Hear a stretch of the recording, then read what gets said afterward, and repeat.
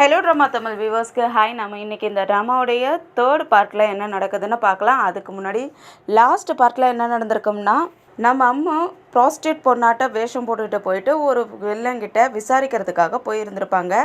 அவன் நம்ம அம்மாவை பார்த்துட்டு ஃபோர்ஸ் பண்ண ஆரம்பிக்க ஹீரோ வந்து அவனை கொன்னுடுறாரு. அதுக்கப்புறம் வீட்டுக்கு வந்த சென்னுடைய தம்பி வந்திருப்பான். அவன் ஒரு சரியான ப்ளே பாய். அவன் நம்ம அம்மாவை பார்த்துட்டு எனக்கு இந்த அம்மு தான் வேணும் அப்படின்னு சொல்லி கேட்டுக்கிட்டு இருப்பான். அதனால் அங்கே உள்ள வேலைக்காரங்கெல்லாம் சேர்ந்து என்ன பண்ணிடுறாங்கன்னா, நம்ம அம்மு யார் கலெக்ட் பண்ணுவா, சென்னா இல்லை அந்த ப்ளே பாயான்ட்டு போட்டி போட்டுக்கிட்டு பெட் கட்டிக்கிட்டு இருப்பாங்க. அதை கவனித்த சென்னும், இங்கே கேம்லிங்லாம் விளையாடக்கூடாதுன்னு உனக்கு தெரியாது, எதுக்காக இந்த மாதிரி விளையாண்டுட்டு இருக்கேன்னு கேட்குறதுக்கு, பாஸ் நாங்கள் சும்மா விளையாட தானே செஞ்சோம், எதுவும் பெரிய பிரச்சனைலாம் இல்லை அப்படின்னு சொல்லிக்கிட்டு இருக்க. உடனே யாருக்கு அதிகமாக பெட் கட்டியிருக்காங்கன்னு கேட்குறாரு. அவனும் உங்களுக்கு 100 வரைக்கும் பெட் கட்டியிருக்காங்க, ஆனால் உங்கள் தம்பிக்கு ஒரு பிரேஸ்லெட்டே வச்சு பெட் கட்டியிருக்காங்க. எப்படி தான் இருந்தாலும் உங்கள் தம்பிக்கு தான் அதிகமாக வந்திருக்குன்னு சொல்கிறேன்னா, அதை கேட்டவுடனே அவருக்கு செம கோவமாயிடுது. என்ன நான் ஒரு பிரேஸ்லெட் கூட ஒர்த்து இல்லையா அப்படின்னு சொல்லிட்டு தனியாக நின்று புலம்பிக்கிட்டு இருப்பாரு. வெளியே பார்த்தா நம்ம அம்மாவை நேற்று பண்ண தப்புக்காக பனிஷ்மெண்ட் கொடுத்துட்டாரு. அவங்களும் வெயிலில் இருந்துட்டு பனிஷ்மெண்ட் அனுபவிச்சுக்கிட்டு இருக்காங்க. அங்கே வந்து இந்த லூஸ் வந்துடுறான். அவங்களுக்கு வெயிலில் ஸ்வெட்டிங் ஆகுதுன்ட்டு கொடையெல்லாம் பிடிச்சிக்கிட்டு இருக்கான்.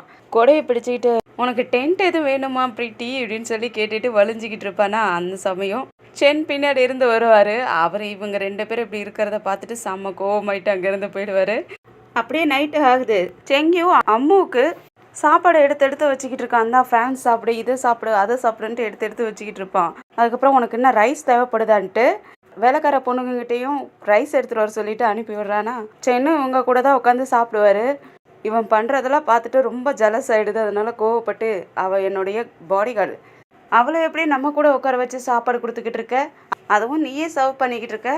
அண்ணா இதில் என்ன இருக்குது, நானே ரொம்ப நாளைக்கு அப்புறம் தான் இங்கே வந்திருக்கேன்.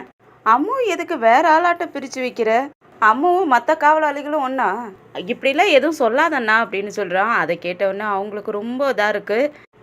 இந்த சாப்பாடை நம்ம இனிமேல் சாப்பிடணுமா அப்படின்ட்டு, சரி பரவாயில்ல நான் இங்கேருந்து போகிறேன்னு சொல்லிட்டு கிளம்புவாங்களா. அவன் விடுவானா, இல்லை நீ போகலாம் வேணாம், அண்ணா ஏதாவது சொல்லுவார், அவர் மனசில் எதுவும் இருக்காது, அவர் பற்றிலாம் நீ எதுவும் நினச்சிக்காத, நீ உட்காருன்ட்டு உட்கார வச்சுட்டு அவன் பாட்டுக்கு பவுலில் லெக் பீஸாக எடுத்து போட்டுக்கிட்டு இருக்கிறான். அம்மாவுக்கா ஆக்வர்டாக இருக்குது. சாப்பாடை வச்சுட்டு இவன் இப்படி சாப்பிட விடாத பண்ணிக்கிட்டு இருக்கான். இவன் மூஞ்ச பார்த்துக்கிட்டு நம்ம எப்படி சாப்பிட்றதுன்னு யோசிச்சுக்கிட்டே என்ன பண்ணுறாங்க. ஸ்டாஃப் ஸ்டிக் எடுக்க போவாங்களா, அதை டப்புன்னு கீழே விழுந்துருது. அதை பிடிக்க போவாங்க. சென்னும் டக்குன்னு பிடிக்க வருவாரா, அவங்க கையை பிடிச்சிடுறாரு. அந்த ஸ்டிக்கு கீழே விழுந்துருது. அதனால் செங்கியும் என்ன பண்ணுறான்னா அவனுடைய ஸ்டிக்கை எடுத்து கொடுக்குறான். அம்மாவும் வாங்கிக்கிறாங்க. அதை பார்த்த உடனே சென்னுக்கு செம்ம கோவமாயிடுது. டேபிளை ஒரு தட்டிட்டு எனக்கு இதுக்கு மேலே இங்கே சாப்பிட பிடிக்கலன்னு சொல்லிட்டு எழுந்திரிச்சு போயிடுறாரு. அவர் போனதுக்கப்புறம் இவன் பாட்டுக்கு அவங்களுடைய பவுலில் சிக்கன் பீஸா எடுத்து வச்சுக்கிட்டு இருக்கிறான். அம்மாவுக்கா நம்ம இங்கே வந்த வேலை சீக்கிரமாக முடிச்சுட்டு இங்கேருந்து போயிடணும், இந்த சென் எதுக்காக தேவையில்லாத கோவப்பட்டுக்கிட்டு இருக்கான் அப்படின்னு சொல்லி யோசிச்சுக்கிட்டு இருக்க.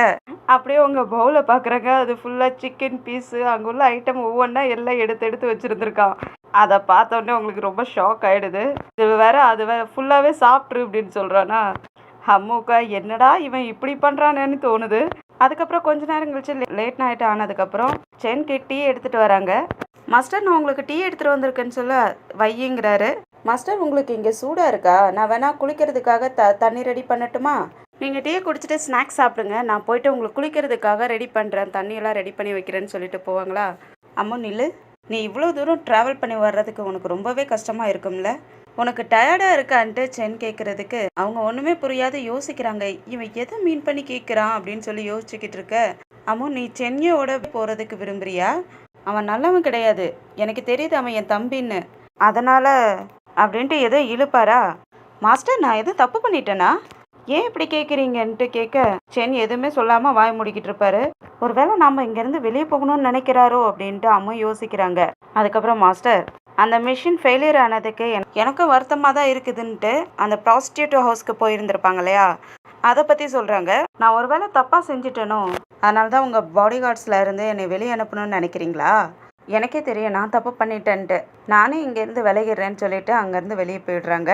அதுக்கப்புறம் சென் குளிக்கிறதுக்காக அவருடைய பாத்ரூமில் சோப்பு குளிக்கிற ஐட்டம்ஸ் எல்லாம் கொண்டு வந்து வச்சுக்கிட்டு இருப்பாங்களா. அங்கேயே அந்த லூஸு விட மாட்டேங்குது, பின்னாடியே வந்துடுறான்.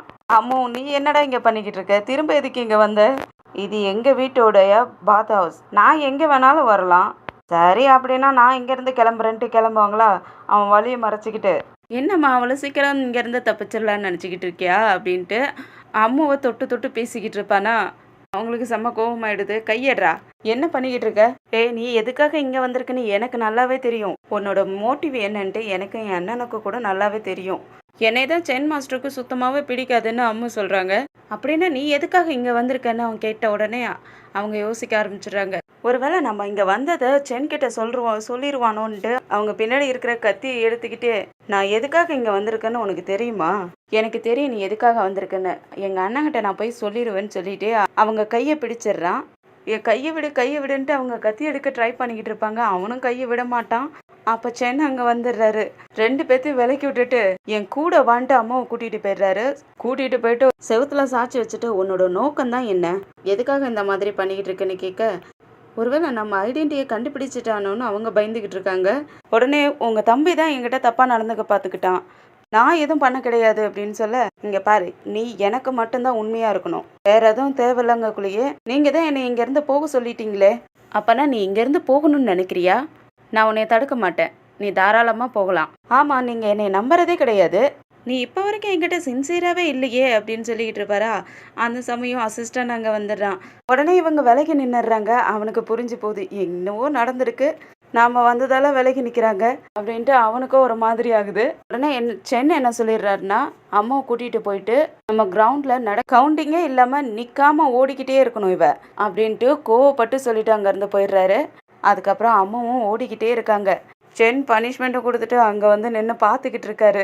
அம்மா ஓடுறதே பார்த்துட்டு ஃபீல் பண்ணிக்கிட்டே, அம்மோ நீ ஏன் இன்னும் என்னையே கண்டுபிடிக்கவே இல்லை, எதுக்காக என் ஃபேமிலியை உன்னுடைய எனிமையாக நினைக்கிற, யோசிச்சுக்கிட்டே நிற்பாரு. அந்த சமயம் அவங்க ஓடி வந்துக்கிட்டு இருந்தவங்க அப்படியே மயக்கம் போட்டு விழுந்துடுறாங்க. சென்னும் ஓடி போயிட்டு அம்மா உனக்கு என்னாச்சுன்ட்டு தூக்குறாரு. அவங்க அந்த மயக்கத்துலேயும் ப்ளீஸ் மாஸ்டர் என்னை ஓட சொல்லாதீங்க, என்னால் முடியல, நான் கொஞ்ச நேரம் ரெஸ்ட் எடுக்கணும்னு சொல்கிறாங்களா. உடனே என்னை மன்னிச்சிரு அம்முன்ட்டு அங்கேருந்து தூக்கிட்டு போயிடுறாரு. அதுக்கப்புறம் நைட்டு ஃபுல்லாக வச்சு பார்த்துக்கிட்டு இருக்காரு. அப்படியே காலையிலே ஆகுது. அவங்க ப்ராக்டிஸ் பண்ணலான்ட்டு கிரவுண்டுக்கு வந்துட்டு அங்கே இருக்கிறதுலே பெரிய வாழை ஒன்று இருக்கும். அந்த வாழை தூக்க முடியாத தூக்குவாங்க. அந்த வாளோட வெயிட்டு தாங்க முடியாத கீழே போடுற மாதிரி போயிடுவாங்களா. அப்போ சென் வந்து பிடிச்சிட்டு மெதுவாக அந்த வாழை வாங்கிட்டு போயிட்டு அதோட இடத்துல வச்சுட்டு, அதை எதுக்கு எடுத்த, அதுதான் வெயிட்டாக இருக்குல்ல, அதை எதுக்கு எடுத்தேன்னு கேட்கறதுக்கு, நான் ப்ராக்டிஸ் பண்ணணும், நான் உங்கள் அசிஸ்டன்ட் மாதிரி வீரமாக இருக்கணும், அதனால நிறையவே ப்ராக்டிஸ் எடுக்கணும்னு சொல்கிறாங்களா. என் அசிஸ்டண்டா? ஆமாம், அவனுக்கு ரொம்ப நல்லாவே மார்ஷியல் ஆர்ட்லாம் நல்லா தெரியும். ஆமாம், உங்கள் அசிஸ்டன்ட் எங்கே போயிட்டான்னு அம்மா கேட்குறதுக்கு, நீ எதுக்காக அவனை கேட்குற? ஆமாம், நான் அவர்கிட்ட கற்றுக்கணும், ப்ராக்டிஸ் எடுத்துக்கணும், அதனால் அவர்கிட்ட பேசணும். உன்னால் அந்த வாளை வச்சுலாம் ப்ராக்டிஸ் பண்ண முடியாது, அது ரொம்ப ஹெவியாக இருக்கும். உனக்கு வால் சண்டை கற்றுக்கணும்னா நான் உனக்கு சொல்லித்தரேன். எனக்கு இந்த கத்தியில் தான் சண்டை போட கற்றுக்கணுன்ட்டு அவங்கக்கிட்ட ஒரு கத்தி இருக்கும் இல்லையா, அதை எடுத்து காட்டுறாங்க.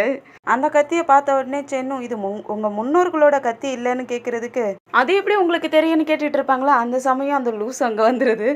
அவன் வந்த வேகத்தில் அந்த கத்தியை பிடுங்கிக்கிறான். அந்த கத்தியை பார்த்துட்டு, இது சூப்பராக இருக்குப்பா, இது எனக்கு கொடுத்துறேன் லவ் டோக்கனா, நான் எடுத்துக்கிறேன்ட்டு அதை எடுத்துகிட்டு ஓட ஆரம்பிச்சிருவான். பின்னாடி இவங்களும் ஓடுவாங்க. சுற்றி ஓடிக்கிட்டு இருப்பாங்களா. அங்கே சைடில் நிறைய ஈட்டிலாம் வச்சுருந்துருப்பாங்களா, அதில் போயிட்டு சுற்றிக்கிட்டு இப்போ கொடுக்க மாட்டேன்னுக்கிட்டு இருப்பான். இவங்களும் பின்னாடியே சுற்றிக்கிட்டு இருப்பாங்க.